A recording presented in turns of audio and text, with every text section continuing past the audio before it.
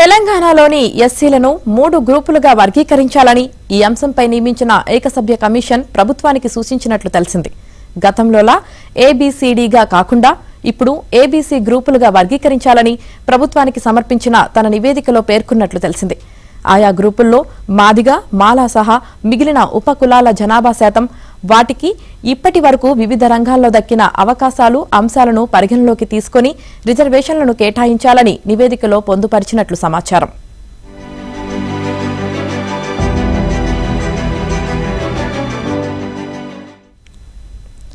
SC వర్గీకరణపై supreme court తీర్పు అమలుకు తెలంగాణ ప్రభుత్వం retired justice doctor Shamim Akhtar నేతృత్వంలో ఏకసభ్య కమిషన్ను నియమించింది.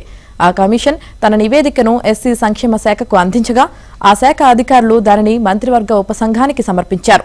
నివేదికపై మంత్రి ఉత్తమ్ కుమార్ రెడ్డి నేతృత్వంలోని ఉపసంఘం నిన్న మధ్యాహ్నం, సాయంత్రం 2 దఫాలుగా సమావేశమై నివేదికలోని పలు అంశాలను పరిశీలించి చర్చించింది.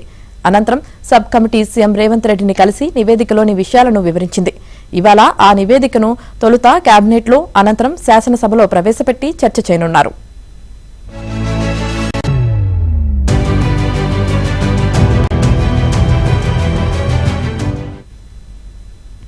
ఆయా కులాల్లోని విద్య, ఉపాధి, రాజకీయ, ఆర్థిక విషయాలతో పాటు పలు అంశాలపై 2011 జనాభా లెక్కలను పరిగణలోకి తీసుకుని కమిషన్ అధ్యయనం చేసింది.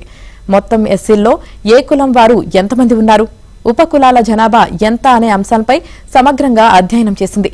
ఎవరెవరిని ఏ గ్రూపుల్లో ఉంచాలనే అంశాన్ని పరిశీలించింది.